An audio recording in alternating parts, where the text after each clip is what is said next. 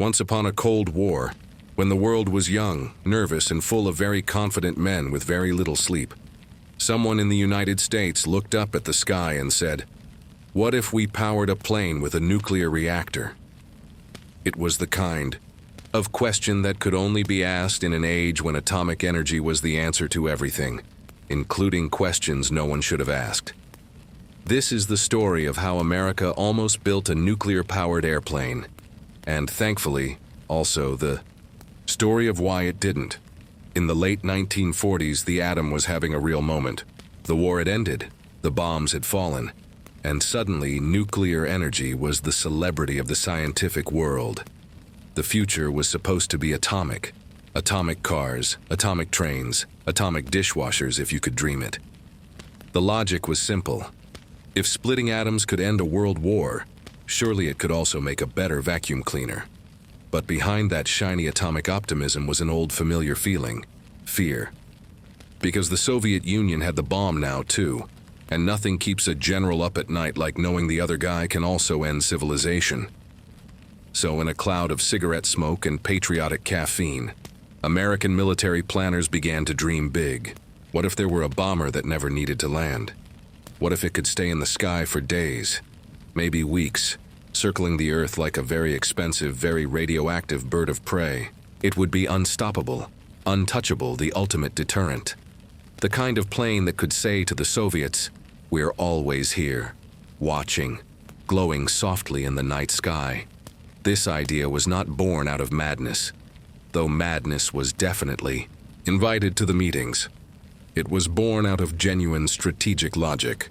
The Cold War was a staring contest with missiles, and the Air Force wanted eyes that never blinked.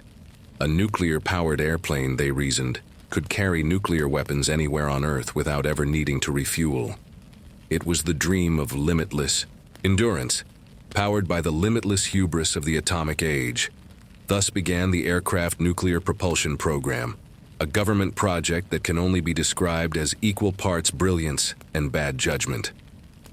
The goal was simple on paper: build an airplane that runs on nuclear fission instead of jet fuel. The execution, however, was about as simple as juggling chainsaws in a thunderstorm. The idea was this: a nuclear reactor produces heat. Normally, that heat boils water to spin turbines and make electricity. But if you skip the electricity part and just use the heat directly to supercharge jet engines, you've got yourself a nuclear jet. Theoretically, it meant an airplane could fly as long as its crew could stay awake.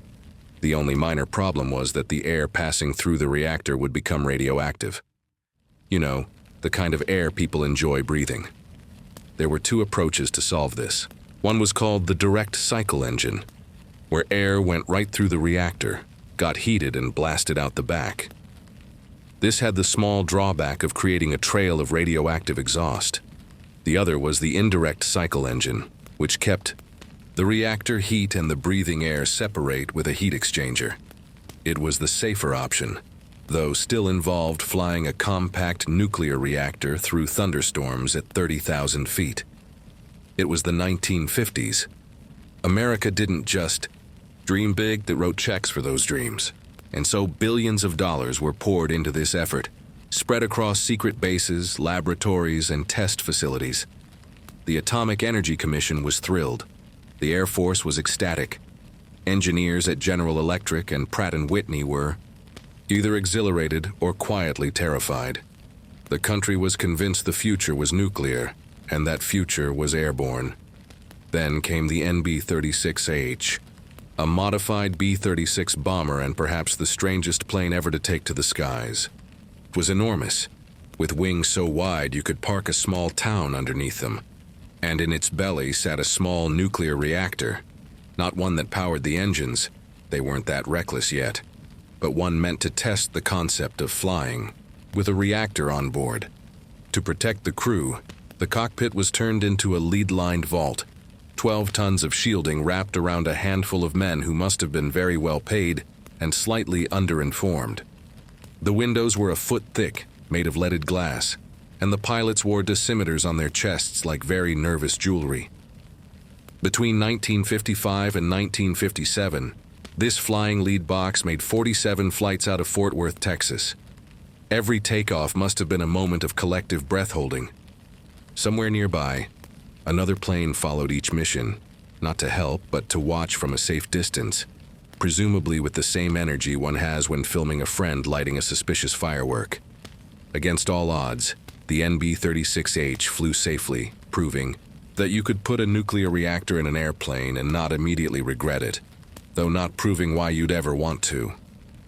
While the plane was in the air, engineers on the ground were hard at work on the real magic, getting the engines to run on atomic heat. At a remote test site in Idaho, General Electric built the heat transfer reactor experiments, massive bunker-like test rigs where engineers stood behind leaded glass panels, turning knobs that glowed faintly in the dark. And one day, they did it. They powered a jet engine with heat from a nuclear reactor. No fuel, no flame, just pure atomic fire. It was an engineering triumph that looked great on paper and slightly horrifying in practice, because the exhaust was radioactive, the kind of don't breathe too deeply situation that safety manuals usually frown upon. Still, the achievement was intoxicating. To some, it proved that nuclear flight wasn't just possible, it was inevitable. Imagine it. Bombers that never needed to land, capable of circling the globe for months, armed with weapons that could end the world. It sounded like the plot of a science fiction movie that forgot to include the part where it all goes terribly wrong. The Air Force loved the potential, Congress loved the prestige, and scientists loved the funding. But reality, as it tends to do, began to intrude. Engineers started asking uncomfortable questions. What if one of these planes crashed? What if a missile hit it? What if the reactor melted down mid-air and spread radioactive debris over half a continent? Every answer led to a new layer of shielding, a new layer of cost and a new layer of quiet dread. Meanwhile, technology was marching on elsewhere. Jet fuel engines were becoming more efficient, and the invention of intercontinental ballistic missiles was quietly making the whole idea of a permanent airborne deterrent unnecessary. Why keep a radioactive bomber circling the planet when you could just keep missiles in silos, ready to launch in minutes? The dream that had once seemed inevitable now began to look impractical, absurd, and just a little embarrassing. But in the mid-1950s, no one wanted to be the one to say it out loud. The atomic airplane was still a symbol of progress, and progress, in the Cold War, was the one thing America couldn't afford to look short of. So the money kept flowing, the reactors kept humming, and somewhere in Idaho, a very tired group of engineers kept tinkering with the impossible. By the end of the decade, though, cracks were forming. The technical challenges were immense, the risks were undeniable, and the strategic value was fading fast. The nuclear airplane was becoming less a vision of the future and more a very expensive, very radioactive curiosity. The Air Force began to lose enthusiasm. The scientists began to lose patience. The dream was still alive, but it was flickering, the glow fading like the last light of a reactor being quietly powered down. And so, as the 1950s drew to a close, America's nuclear airplane hovered somewhere between genius and madness. A story that felt more like a fable than a flight plan. It was a symbol of a time when the world believed there was no problem technology couldn't solve, even if the technology itself was the problem. The dream wasn't dead yet, but it was beginning to tremble. Somewhere in a dimly lit lab, engineer probably sighed, looked at a blueprint filled with equations that shouldn't exist and thought, maybe we should just stick with jet fuel.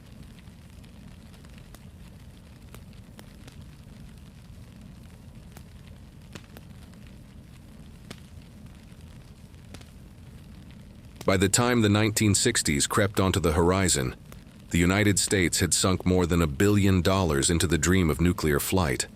It was a grand and strange vision, halfway between technological prophecy and bureaucratic delusion. Entire teams of engineers, scientists, and military officers had dedicated their lives to the notion that one day, humanity would look up and see the sky filled with aircraft powered by reactors, humming endlessly across the globe. But instead of glowing planes drifting through the stratosphere, all they really had was a collection of very heavy prototypes, a mountain of paperwork, and several warehouses full of irradiated metal. Still, hope is a stubborn thing, especially when your paycheck depends on it. And so, throughout the late 1950s, research continued. The Air Force had established the Nuclear Propulsion Division, a team so secretive that even most people in the Pentagon weren't quite sure what they were doing. The project's test sites were scattered in remote corners of America, the kind of barren landscapes where the government could safely explode or melt just about anything without too many witnesses.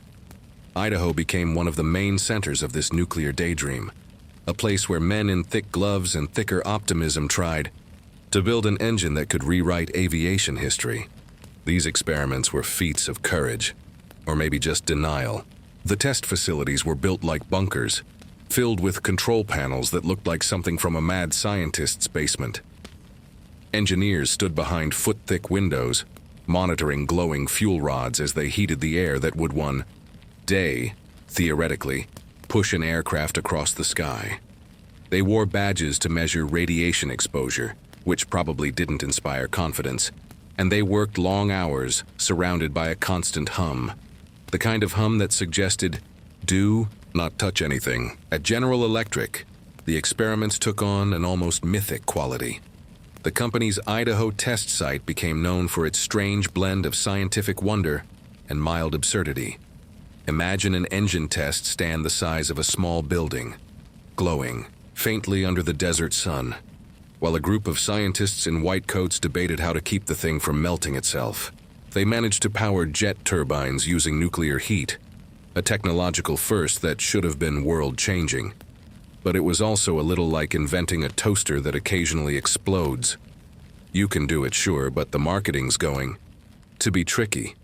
Meanwhile, the Air Force began to imagine what the finished product might look like. They dreamed of a nuclear-powered bomber called the WS-125A, a sleek, futuristic aircraft that could fly around the world without stopping.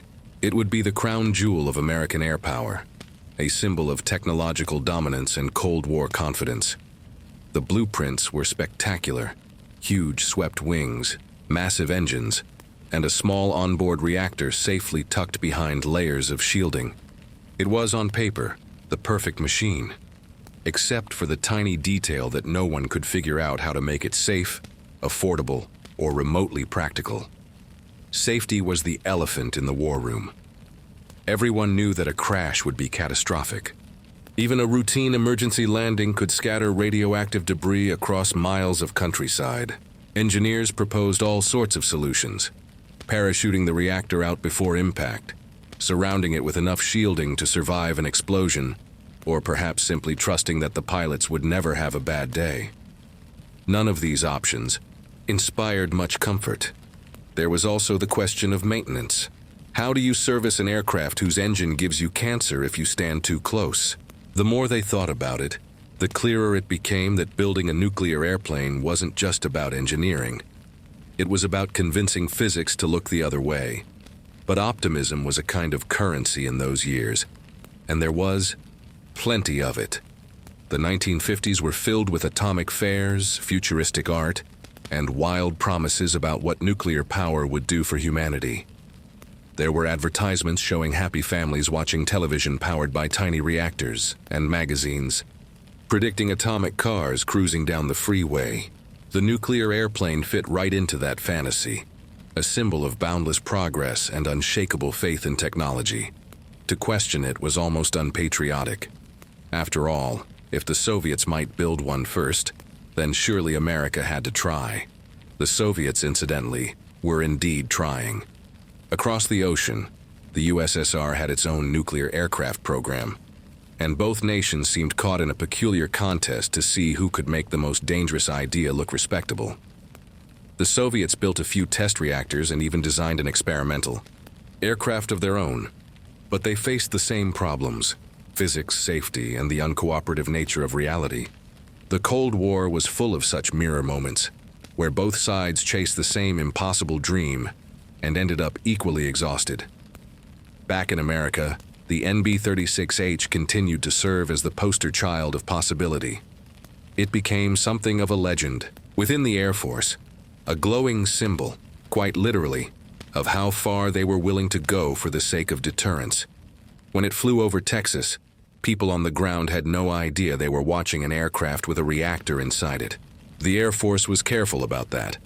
They didn't advertise their nuclear flights to the public, probably because radioactive bomber over your neighborhood wasn't the kind of headline that inspired confidence. Despite the secrecy, the project began to attract whispers. Journalists caught wind of something called the Nuclear Airplane Project, and the public reacted with a mixture of fascination and unease. It sounded like science fiction, the kind of story you'd expect from a pulp magazine, not a congressional budget report. The idea of nuclear-powered flight carried a certain poetic appeal. Endless range, endless energy, a world without limits.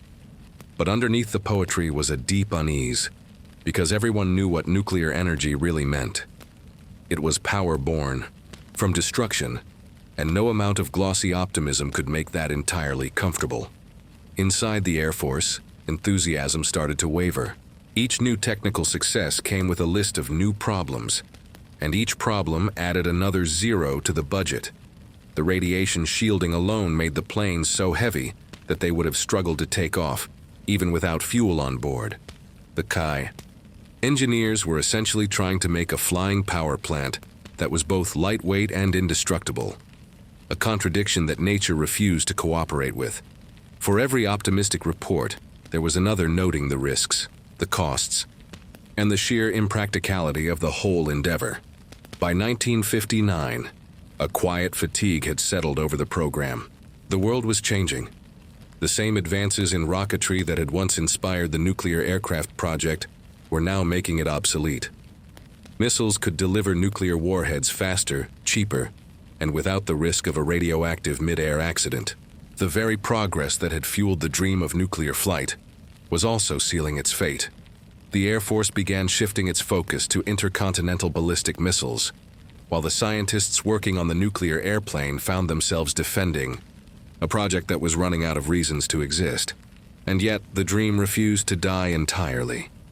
The people who worked on it believed in the power of their vision, not just because they were paid to, but because it represented something bigger, the belief that human ingenuity could conquer anything. They had built reactors the size of compact cars, engines that ran on atomic fire, and an airplane that had carried a reactor through the sky without incident. They had come so close to proving it could be done that giving up felt almost like betrayal.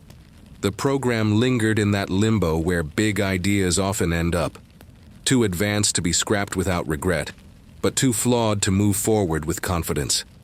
At the end of the decade, the nuclear airplane stood as a kind of monument to the era's imagination. It was equal parts brilliance and absurdity, the kind of idea that could only have come from a time when humanity's reach had suddenly outgrown its grasp. In a way, the project captured the spirit of the Cold War perfectly. The desperate drive to stay ahead, to achieve the unthinkable, even if the unthinkable didn't make sense. The nuclear airplane wasn't just a failed experiment. It was a dream that revealed who we were when we believed we could solve every problem by building something bigger, faster, and louder. As the 1950s gave way to the 1960s, that dream was beginning to fade. The glow of atomic optimism was dimming, replaced by the colder light of reality. And somewhere, in an office stacked high with reports and reactor schematics, someone must have looked at the numbers, the risks, the headlines that would follow a single accident, and finally said the words no one wanted to hear. Maybe this isn't such a great idea.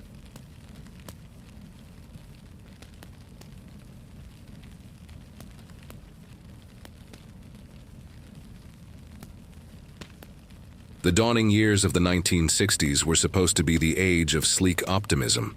Moon rockets, jetpacks, flying cars, the whole atomic dream wrapped in chrome and confidence.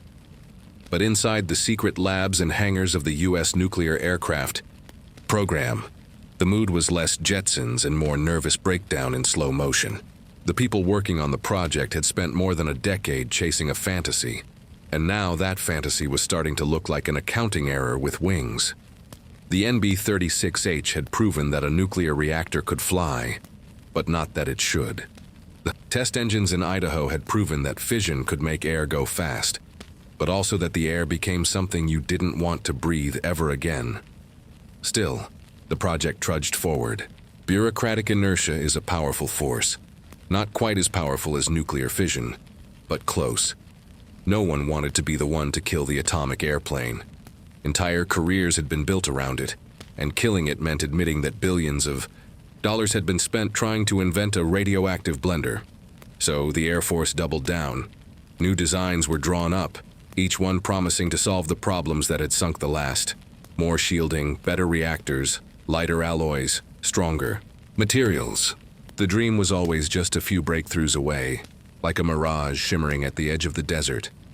One of the last big hopes was the idea of the X-6, a proposed test aircraft that would take the lessons of the NB-36H and finally go all in. A real, working, nuclear-powered plane. It was supposed to be the prototype that turned theory into flight. The plan was bold, the kind of bold that often precedes a very long pause in hindsight. Engineers envisioned a sleek aircraft powered by 2 or 4 nuclear turbojets, each running off a compact reactor. It would carry a small crew, shielded by walls of lead and lithium hydride, soaring silently across the stratosphere on a current of pure atomic fire. On paper, it was magnificent. In reality, it was absurdly expensive and only marginally less suicidal than the previous versions. By this point, the scientific journals had begun to turn skeptical. The press had stopped writing about the atomic age of flight and started asking awkward questions. The public, too, had changed. The same word that had once inspired awe, nuclear, was now tinged with dread. The world had seen too many mushroom clouds, read too many headlines about fallout, and quietly realized that maybe not everything needed a reactor attached to it. The dream of nuclear-powered flight, once a symbol of progress, was starting to feel like an uncomfortable relic from a more naive time. Inside the program, morale wavered. The engineers were tired. They had been living with radiation charts and safety drills for years, trapped in a kind of scientific purgatory where success always seemed just out of reach. They built incredible machines, only to find that each new solution created 3 new problems. The reactors worked, but they were too heavy. The engines ran, but the exhaust was deadly. The shielding kept the crew safe, but made the plane too heavy to fly efficiently. It was like designing a car that could survive a crash by making it out of concrete. Technically safe, but not especially useful. The Air Force, too, began to shift its focus. The same generals who once championed the nuclear airplane were now obsessed with something else: missiles. Ballistic missiles had changed everything. They could do what the atomic airplane promised: deliver nuclear warheads across continents, but faster, cheaper, and without a single human on board. Why risk a crude, radioactive plane circling endlessly when you could have an underground missile silo ready to launch at a moment's notice? The nuclear bomber was starting to look less like a weapon of the future and more like a museum exhibit waiting to happen. But bureaucracy doesn't die quietly. Meetings were still held, reports still written, budgets still defended. There were still speeches about strategic deterrence and unlimited endurance, though they sounded hollower with each passing year. Deep down, everyone knew the truth. The dream was over. It just hadn't been officially pronounced dead yet. The engineers kept tinkering because that's what engineers do. The Air Force kept funding it because no one wanted to admit they'd spent a fortune chasing a ghost. The project had become a kind of ritual, a long goodbye to the atomic age's most extravagant fantasy. In 1960, President Eisenhower took a look at the numbers and the reports, and probably rubbed his temples. For a long time, he was a military man, practical and unsentimental. He believed in technology, but he also believed in common sense, and the nuclear airplane had run out of that. Eisenhower began quietly cutting funding, redirecting resources toward more promising technologies. The writing was on the wall, even if the engineers refused to read it. And then, in 1961, the final blow came from the new man in the Oval Office, John F. Kennedy. Kennedy, with his cool pragmatism and his fondness for things that actually worked, took one look at the project and asked the question everyone else had been avoiding. Why? The world was changing too fast for flying reactors. Missiles, satellites, and space exploration had become the new frontier. The nuclear airplane, once the crown jewel of military imagination, was now an expensive relic of yesterday's fears. And so, with a few strokes of a pen, Kennedy canceled it. The official explanation was polite: limited military utility, insufficient cost-benefit ratio, but everyone knew what it really meant. The project was a beautiful idea that had simply lived too long. After nearly 15 years of research, billions of dollars, and countless experiments, the United States had decided that maybe, just maybe, the sky didn't need reactors in it. When the cancellation came, there were no dramatic press conferences, no grand pronouncements. The labs simply went quiet. The test stands in Idaho cooled for the last time. The files were boxed up, the prototypes dismantled, the reactors shut down and buried. A handful of engineers stayed on for cleanup, their work reduced from building the future to carefully decontaminating its remains. For them, it must have felt like watching a dream dissolve. The same hands that once shaped the atomic sky now scrubbing it away, piece by piece. In a strange twist, the project's end didn't feel like failure to everyone. Some were relieved. Pilots no longer had to worry about flying airborne reactors. Safety officers no longer had to imagine the consequences of a crash. Even the scientists, though disappointed, couldn't ignore the quiet truth. They had pushed the limits of human knowledge as far as sanity would allow.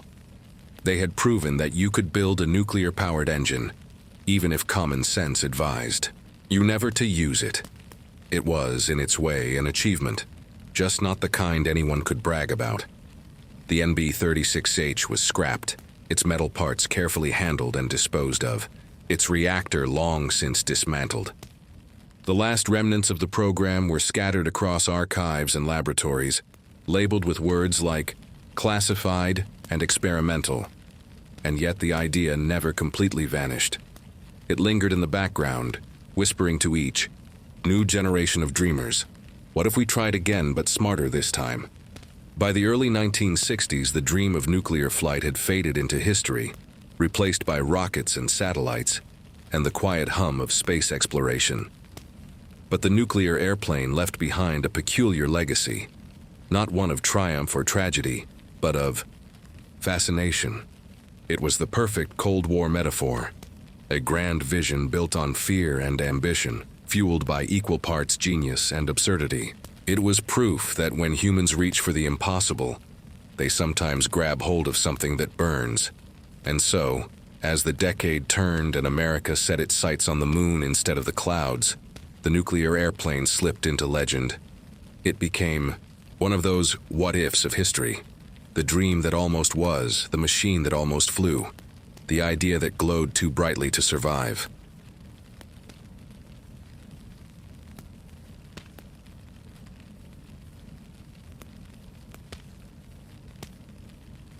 Behind the gleaming optimism of the nuclear airplane project, there was a whole hidden world that few outside the defense industry ever saw. It was a world of secrecy and steel doors, a world where men carried Geiger counters in their pockets and security clearances in their wallets, where everything was classified and everyone spoke in acronyms. To work on the nuclear airplane was to live inside a mystery, one that hummed quietly in the desert and occasionally made the sky glow a little brighter than usual. The secrecy wasn't just about protecting information from the Soviets, though. That was certainly part of it. It was also about protecting the project from public opinion. The atomic age had started with pride and wonder, but by the mid-1950s, people were beginning to understand that nuclear energy came with a side order of existential dread. The government didn't want newspaper headlines about flying reactors, drifting over American suburbs. They wanted to present the program as just another routine step in technological progress, a phrase that in those days could justify almost anything. Most of the real work took place far from the cities, out, in places that didn't have neighbors, or at least not the kind that asked questions. Idaho, New Mexico, Nevada. These were the landscapes of atomic ambition, vast and empty enough to hold secrets without leaking them. Out there, in a series of bunkers and test ranges, the engineers and scientists lived in a rhythm of long, lead-lined rooms and cautious optimism. They joked about glowing in the dark, but they didn't joke about safety. There were too many reminders that a single mistake could turn a lab into a crater. Inside those facilities, the atmosphere was a peculiar blend of military precision and frontier experimentation. On one hand, every action was documented, measured, and reviewed. On the other, half of what they were doing had never been done before. There were no textbooks for how to build a flying reactor. The manuals were being written by the same people who might end up testing them. It gave the work a strange improvisational energy, like jazz but with more uranium. The people drawn to the project were a curious mix. Some were idealists who genuinely believed nuclear energy would change the world for the better. Others were thrill seekers, engineers who loved the challenge of doing the impossible. And then there were the career military men, who didn't necessarily understand the science but understood the politics. To them, this wasn't just an experiment. It was a race, one that couldn't be lost. Everyone had their reasons for being there, but all shared the same unspoken understanding. This was not a normal job. There was an odd intimacy in that shared danger. People who worked together on the nuclear airplane often described it like being part of a secret family, albeit one that occasionally set off radiation alarms. The scientists had their own kind of gallows humor, the sort that develops when you spend too much time around things that could kill you in a dozen creative ways. They nicknamed parts of the machinery, gave pet names to the reactors, and drew cartoons of glowing airplanes in the margins of their reports. In the evenings, they'd gather in the cafeterias of the test sites, swapping stories about experiments gone wrong and reactors that refused to behave. And there were plenty of stories. There were test runs where gauges spiked unexpectedly, alarms blared, and everyone had to evacuate while the reactor sulked quietly in its bunker. There were times when someone realized, halfway through an experiment, that no one had thought about what would happen if the turbine caught fire, and then had to stand there hoping it wouldn't. Most of these incidents never made it into official reports. They were just part of the learning curve, filed away in memory and retold later as darkly comic tales. What's remarkable is how calm everyone remained. There was a certain kind of courage, or perhaps stubbornness, that came with working on something so untested. The engineers knew the risks, but kept showing up anyway. They talked about shielding and heat exchangers with the same casual tone most people reserve for weather. It was as if acknowledging the absurdity of what they were doing would somehow make it real. So instead, they simply didn't. They treated the extraordinary as routine, because routine was the only thing that kept the extraordinary from swallowing them whole. Meanwhile, the bureaucracy surrounding the project grew thicker by the day. For every engineer working on an engine, there were 2 administrators managing budgets, safety reports, and interdepartmental memos. The paperwork was endless, a mountain of forms and studies and technical appendices that no one outside the program would ever read. It was said that the nuclear airplane generated more documentation than thrust, a joke that was both funny and true. In Washington, generals and congressmen debated its future in meetings filled with charts and optimism. In Idaho, the engineers quietly wondered if anyone up there had ever seen what radioactive metal actually looked like. The culture of secrecy had its own strange side effects. Scientists couldn't talk openly about their work, even with family. Wives and husbands would ask how the day had gone, and the answer would always be vague. Good, busy, can't talk about it. It created a kind of quiet isolation. They were building something historic, but couldn't share it with anyone. In a way, they lived double lives. Ordinary citizens on the surface, atomic dreamers underneath. Some of them would later say that it felt like being part of a secret religion, with its own rituals, language, and invisible faith, that someday all of it would make sense. And yet, Even as the program's cracks widened, there was still genuine pride among those who worked on it. They weren't fools, they knew the challenges. But they also knew that they were standing at the edge of human possibility. They were part of an era that refused to say, can't. To build a flying reactor wasn't just about power. It was about proving that there were no limits. That, if America wanted to, it could make the sky itself hum with atomic energy. But there was another side to that pride. A quieter, more anxious one. The closer they came to success, the clearer the dangers became. The radiation wasn't just a theoretical number anymore. It was something they could measure on their own clothes. The shielding wasn't just a calculation. It was a wall between life and an invisible death. Some of the scientists began to have doubts, whispering them carefully over coffee in break rooms that probably should have been better ventilated. They wondered whether humanity was ready for this kind of power, whether they themselves were ready. But those doubts rarely made it into the official memos. Doubt didn't look good in progress reports. Outside the laboratories, the Cold War was heating up. The world had entered the age of intercontinental missiles, spy satellites, and nuclear submarines. The sky was already full of danger, and now space was joining in. The nuclear airplane, once at the cutting edge, was beginning to feel like a relic before it even existed. But inside the labs, the work went on. Because that's what scientists do when the world changes. They keep tinkering, hoping that the next discovery might still matter. The secrecy, the pride, the fear, it all built a kind of mythology around the program. Years later, when documents were declassified and stories finally came out, people were astonished by the scale of it all. The hidden test flights, the buried reactors, the endless optimism in the face of reason. It read like fiction, but it wasn't. It was a reminder of what the Cold War really was. Not just a political standoff, but a collective fever dream.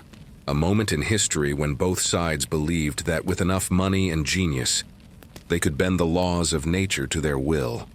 The nuclear airplane was the purest expression of that dream. A machine built not just from metal and uranium, but from the very essence of human ambition and anxiety. It wasn't just an airplane. It was a story about how far people will go to prove they can fly a little higher, even if the sky might not forgive them for it.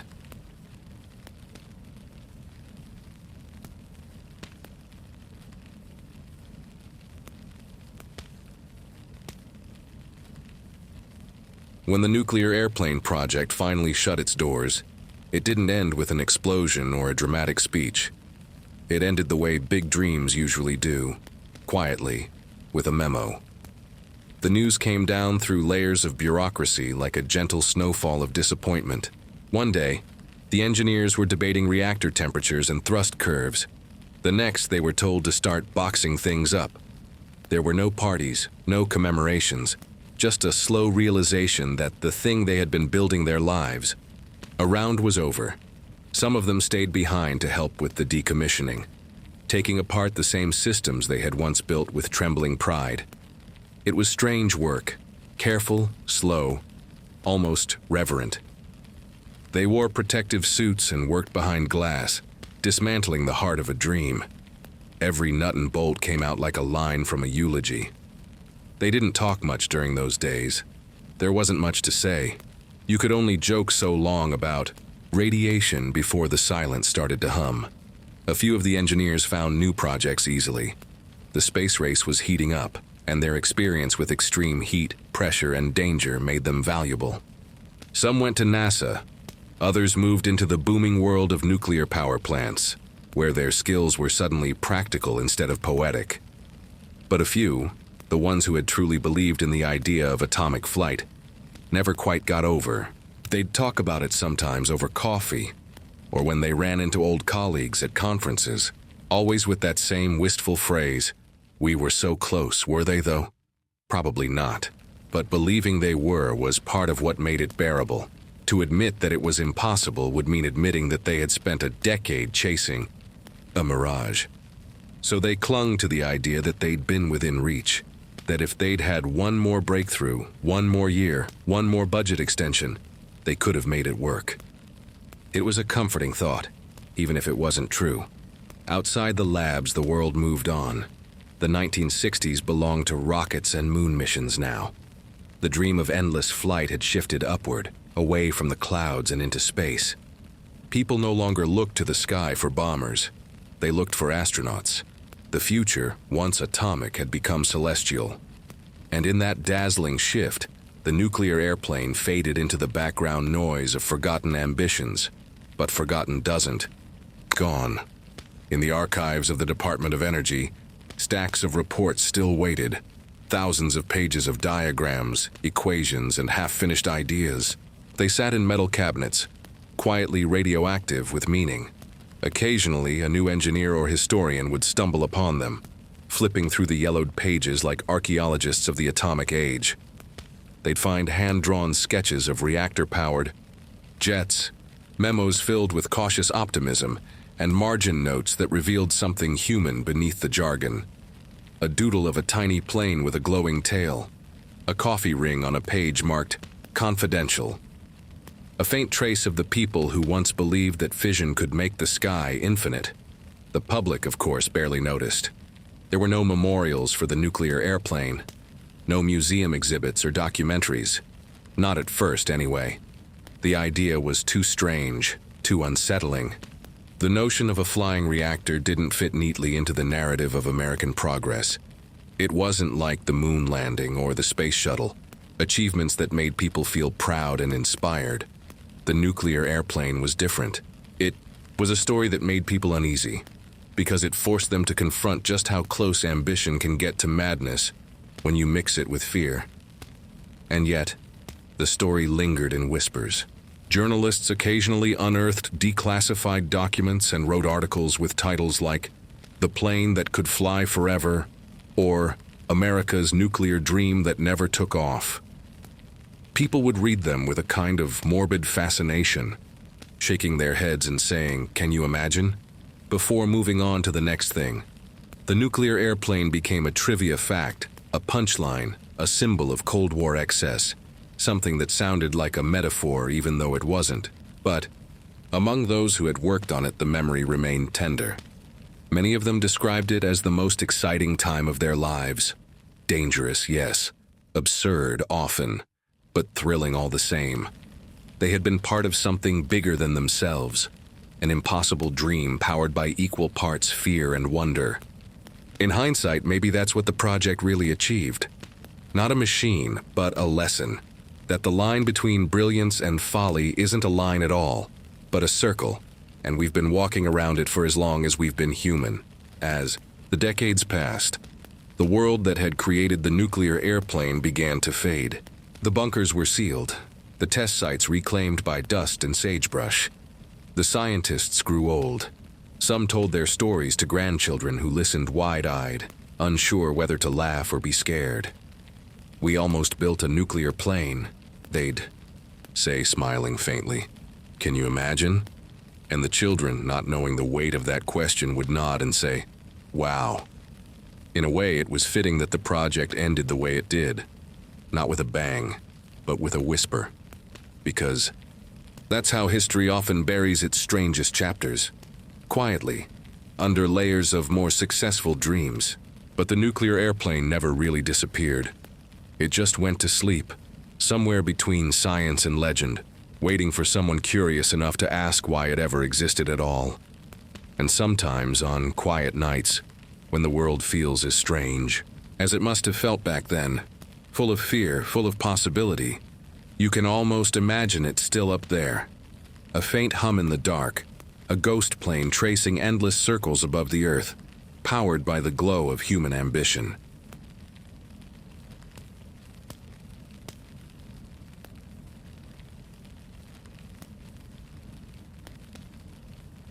Of course, America wasn't the only one trying to put a nuclear reactor in the sky. The Cold War had a rhythm to it, like a bad duet where both singers are constantly trying to outdo each other. Every time the United States dreamed up something wildly impractical, the Soviet Union looked at it and said, "We can make it more impractical." And so, while American engineers were busy filling airplanes with lead and hope, their Soviet Counterparts were doing the same, only with more secrecy, more vodka, and considerably fewer safety regulations. The Soviet nuclear aircraft program began in the 1950s, right around the same time as America's. Because of course it did. The logic of the Cold War didn't allow for one side to be crazy alone. If the US was building a flying reactor, then the USSR had to build one too. Otherwise, the Americans might have a bomber that could fly forever, and that simply wouldn't do. In the Kremlin's mind, the worst possible headline was, United States achieves perpetual air superiority. The second worst was, United States achieves anything. So, the Soviets got to work. Their program, run under names that sounded like industrial code words, things like Project 1191 and M60, followed a similar path to the Americans.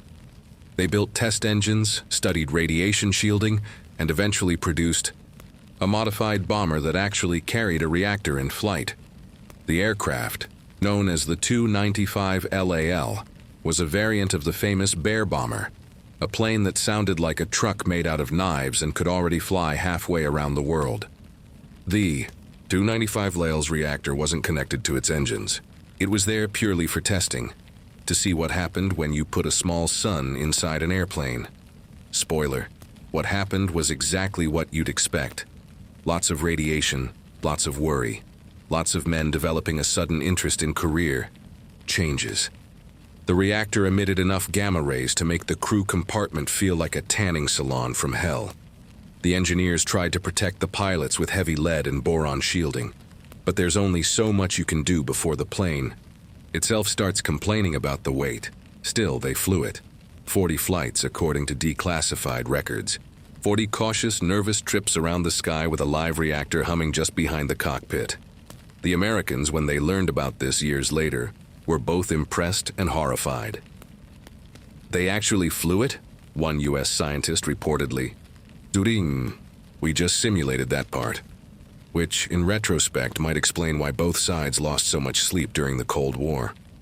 It wasn't just the threat of nuclear war. It was the knowledge that somewhere out there, the other guy might have actually built the crazy thing you only talked about building. The two programs mirrored each other almost perfectly.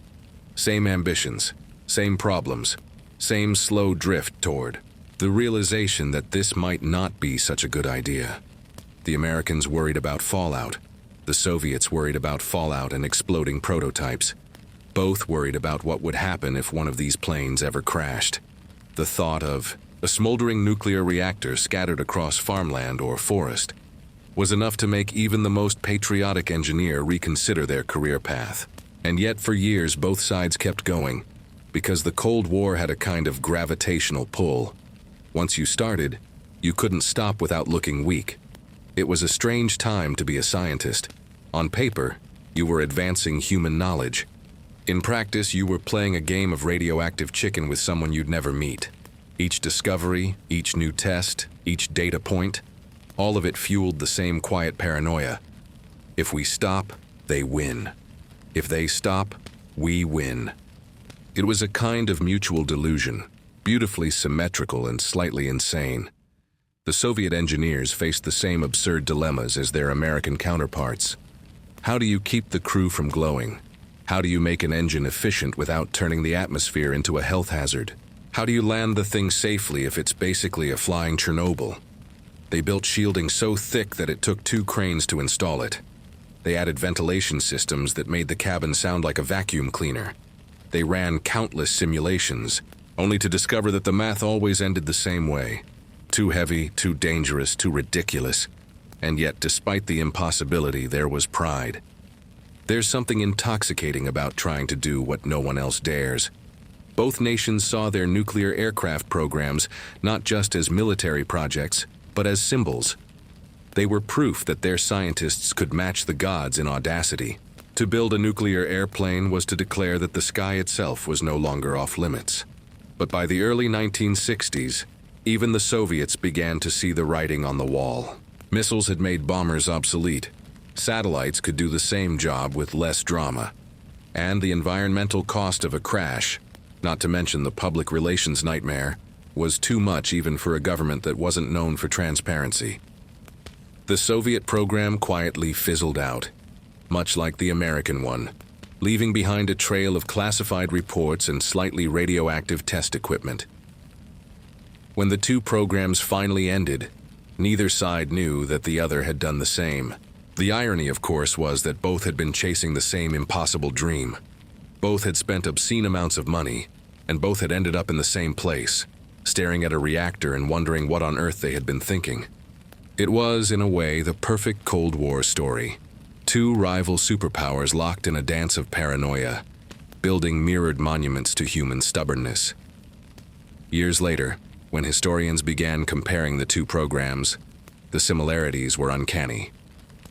The same kind of engineers, the same style of optimism, even the same kinds of internal memos expressing the same quiet despair. It was as if the Cold War had taken two identical minds, placed them on opposite sides of the planet, and told them to reinvent folly in their own language. But there's something oddly comforting in that symmetry. It reminds you that beneath all the ideology and competition, both sides were still human, curious, fearful, endlessly inventive, and sometimes a little ridiculous. The nuclear airplane wasn't just a product of politics. It was a reflection of humanity's shared tendency to chase the impossible, even when common sense taps us on the shoulder and says, "Please stop." In the end, the US and the USSR both learned the same quiet lesson. There are some places the atom just shouldn't go. The ground? Fine. The ocean? Sure. The sky? Maybe not. And yet, the dream itself, that hunger for infinite power, infinite flight, never really vanished. It just drifted upward into the next frontier. Because if you couldn't fly forever on Earth, well, maybe you could fly forever in space.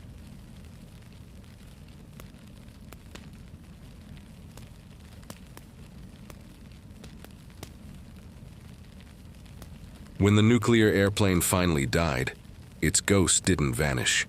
It just drifted upward, past the clouds, past the stratosphere, right into the black silence above. Because that's what dreams like this do. They don't end. They evolve. If you can't make a nuclear airplane, why not make a nuclear spaceship? It was the next logical step in a sequence that had long since stopped caring about logic. By the early 1960s, nuclear power had gone from secret weapon to national obsession. The atom wasn't just the future, it was the brand of the future. Everything was atomic. Atomic cars, atomic homes, atomic cocktails, probably. If someone could have figured out a way to make an atomic sandwich, they would have. So, when the airplane project sputtered out, its scientists were quietly absorbed into a new kind of madness, one that pointed upward, toward the stars. It was called Project Orion, and on paper it made perfect sense. If you couldn't fly forever through the sky, maybe you could fly forever through space. And how would you do that? Simple. You'd take the most powerful thing humanity had ever, building us a nuclear bomb, and use it as propulsion repeatedly, like cosmic hopscotch with explosives. The idea was to drop small nuclear charges behind a massive reinforced plate, detonate them in sequence, and let the blasts push the ship forward. Boom, boom, boom. Instant interplanetary travel. It sounded insane, but the people behind it were some of the brightest minds of their generation. Many of them veterans of the nuclear aircraft program. Freeman Dyson, one of the most respected physicists of the 20th century, was among them. He spoke of Orion with a kind of poetic awe, describing it not as a weapon, but as a cathedral of human ingenuity. In his mind, it could carry humanity to Mars, to Saturn, even beyond the solar system. The nuclear airplane had promised infinite flight. Orion promised infinite freedom. The parallels were striking. Once again, the dream began with boundless optimism. Once again, the scientists produced equations that looked like magic. And once again, the problems were, let's say, complicated. There were the usual concerns about weight, stability, and cost. And then there was the small matter of setting off hundreds of nuclear explosions in the upper atmosphere. Not everyone at NASA thought that was a good idea. It turned out the public wasn't too keen on it either. Something about nuclear fallout raining down on the planet really dampened the enthusiasm. Still, for a time, the dream persisted. There were scale models, test blasts, and detailed blueprints for ships the size of skyscrapers. The Orion team talked openly about a future where nuclear pulse ships would ferry colonists to the outer planets. One concept even proposed launching a 1,000-person crew to Saturn. The planners spoke of it casually, like booking a cruise, only with more uranium and fewer umbrellas in the drinks. But the same forces that killed the nuclear airplane came for Orion, too. The politics shifted, the money dried up, and most importantly, the Partial Test Ban Treaty of 1963 outlawed nuclear explosions in space. That was that. The age of atomic propulsion was over before it began. Dyson later said that Orion could have taken us to the stars, but we just didn't have the stomach for it. Perhaps he was right. Or perhaps humanity had finally learned when to stop lighting matches indoors. Still, the dream didn't die completely. The nuclear airplane and Orion were part of the same lineage. The belief that nuclear energy could conquer any distance, solve any problem, erase any boundary. And though the wild ideas faded, the quieter ones remained. NASA continued to experiment with nuclear thermal propulsion, engines that would use reactors to heat hydrogen instead of air. They were safer, cleaner, and, crucially, less likely to accidentally vaporize anyone. By the 1970s, a project called NERVA, the nuclear engine for rocket vehicle application, had become the new heir to that atomic ambition. It was practical, elegant even.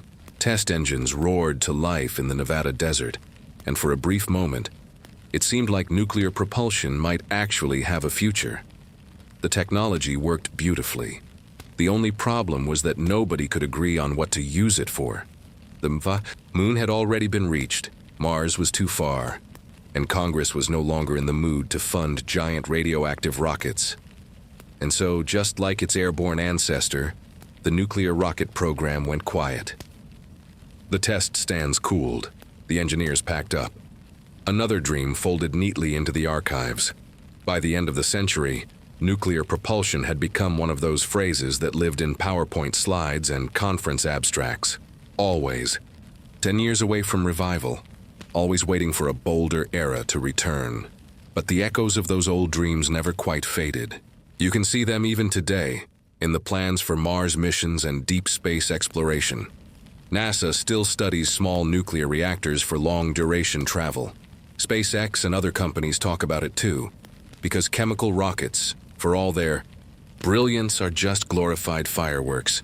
And deep down, everyone knows the atom can do better. The same question that haunted the 1950s still lingers today. How far could we go if we weren't afraid of what powers us? Maybe that's what the whole saga of the nuclear airplane was really about. Not military advantage, not politics, not even science, but imagination. The same restless spark that built pyramids, launched rockets, and dreamed of perpetual flight. The atom was just the newest brush in humanity's endless attempt to paint the future. And sometimes, when you paint with fire, you end up burning the canvas. But it's hard to stop, because deep down there's always that voice whispering, what if it works next time? And so, from the ashes of the nuclear airplane rose the idea of nuclear spaceships. And from them, the dream of interstellar travel. It's the same story told over and over again. We aim higher, we learn, we fail, and we try again. Sometimes more carefully, sometimes not. The technology changes, the risks evolve, but the instinct remains the same. To build what shouldn't be built, to fly where we're not supposed to fly, to turn danger into wonder just to see if we can. The nuclear airplane didn't make it to the stars, but in a strange, indirect way, it helped point the way there. Every failure leaves a trail of breadcrumbs for the next dreamer to follow. And somewhere, in a future that's still waiting to be written, maybe someone will finally pick up where those atomic engineers left off. Not to fly forever above the Earth, but to fly forever beyond it.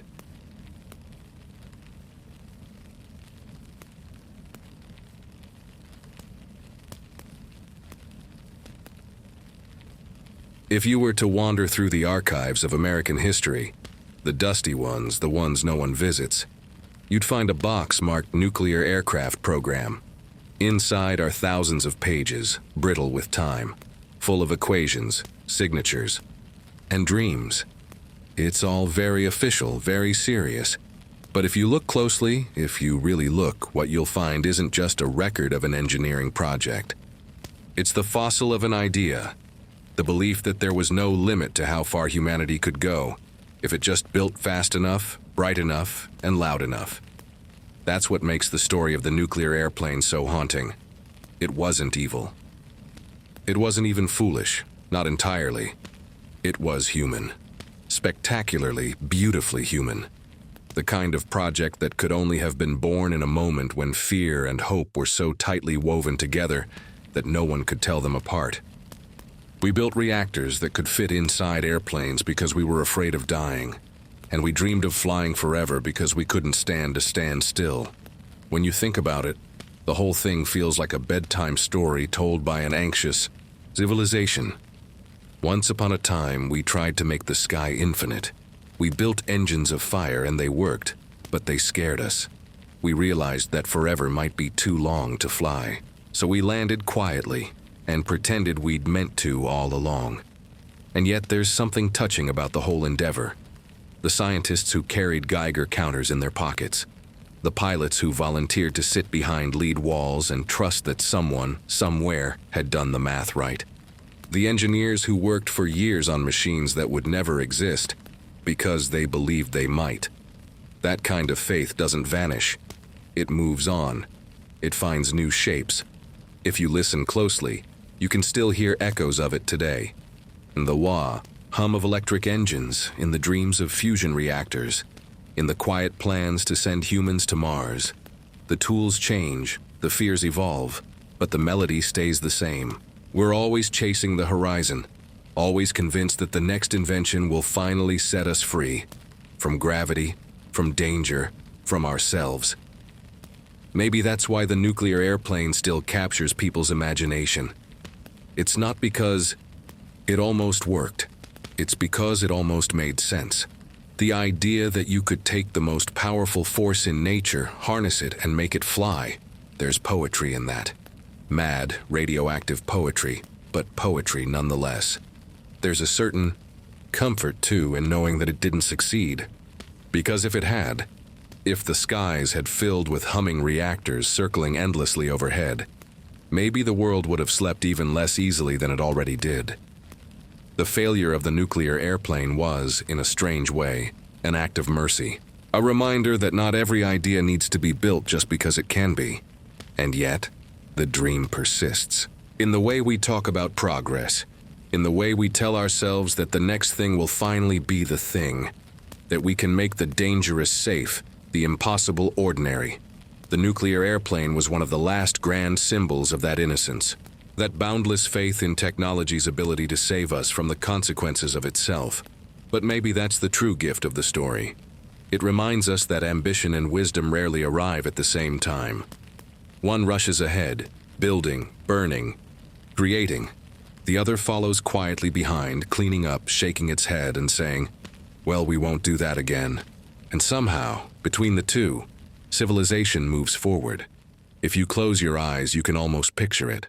A vast blue sky over the American desert, the sun dipping low, and a single strange aircraft humming far above, its engines silent, but glowing faintly from within. It circles once, twice, then fades into the distance, leaving behind nothing but contrails and questions. Down below, the engineers pack up their tools. The soldiers go home. The desert swallows the test sites and the world forgets, and for a while. But the dream lingers. It always does. It hides in the hum of neon lights, in the buzz of power lines, in the stories we tell about the future we almost had. And maybe that's where it belongs. Not in the sky, not in the clouds, but in the quiet part of the mind that wonders just before sleep about all the strange, shining things we've tried to build, and all the others we wisely left on the ground. So, if you ever find yourself lying awake, Thinking about the world and its impossible dreams, remember this one. The story of the airplane that could have flown forever but didn't. The story of a sky that almost became atomic. And remember that sometimes, the most miraculous thing humanity does is stop. Good night, dreamer.